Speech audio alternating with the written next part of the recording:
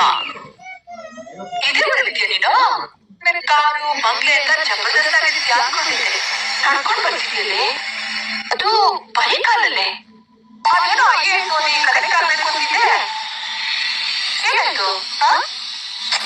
ಅಷ್ಟೇ. ನನ್ನ ಮಾತು ಹೇಳ್ತೀನಿ, ತಪ್ಪಾಗಿ ತಿಳ್ಕೊಬೇಡ. You are an educated fool. ಇದೇ ಯಾರಾದ್ರೂ ಮಾತಾಡಿದ್ರೆ ನನ್ಗೆ ಅಷ್ಟೊಂದು ನೋವಾಗ್ತಾ ಇಲ್ಲ.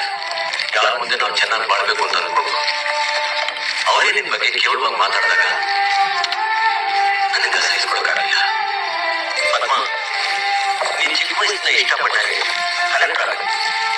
Many months later.